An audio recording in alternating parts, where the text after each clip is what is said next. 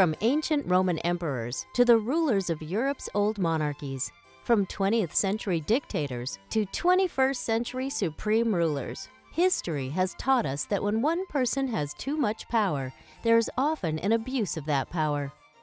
In the 17th and 18th centuries, in a period known as the Age of Enlightenment, philosophers began to re-examine the idea of government. One of the foremost political philosophers of the Enlightenment was Charles-Louis de Secondat, Baron de la Brede et de Montesquieu. Montesquieu believed that understanding the various forms of government and finding ways to prevent corruption in government would help to improve human life and reduce society's problems.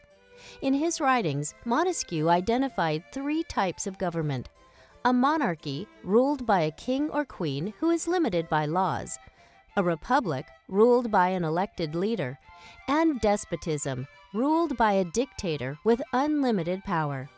The governments are also based on how leaders derive their powers. Monarchies are based on honor, and people attain higher status and rank by impressing the leader. Republics are based on virtue and place the common good above individual interests. Despotism is based on fear, with little regard for the rights of the people. To prevent corruption in government, Montesquieu developed the theory known as the separation of powers.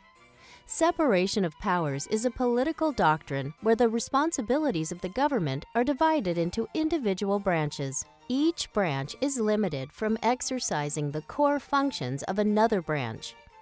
Montesquieu advocated that the power of the government be divided into three main branches: the legislative, the executive, and the judicial. The intent of separation of powers is to prevent the concentration of power in the hands of one person or one group. Montesquieu wrote, "When legislative power is united with executive power, there is no liberty. Nor is there liberty when the power of judging is not separate from legislative power and from executive power." The separation of powers doctrine is spelled out in Montesquieu's book, The Spirit of the Laws, which is considered one of the greatest works of political theory and jurisprudence. Montesquieu and his writings inspired the French Declaration of the Rights of Man and the Constitution of the United States.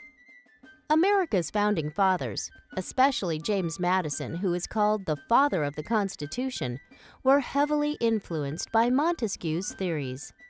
At the Constitutional Convention of 1787, Madison and the other delegates established three independent branches of the government: the executive, the legislative, and the judicial. To protect and maintain the separation of powers, James Madison played an integral role in establishing a system of checks and balances within the government. Checks and balances means that each branch of the government has some authority over the other branches. It limits the powers of each branch and assures that each one has to work with the other. That way, no one branch can become too powerful. For example, Congress passes the laws, but the president has the power to veto or reject the law. However, if 2/3 of the legislators still want the law, even after it's been vetoed, they can vote to override the president. And the Supreme Court can invalidate or cancel a law if it finds that the law contradicts or violates the principles of the Constitution.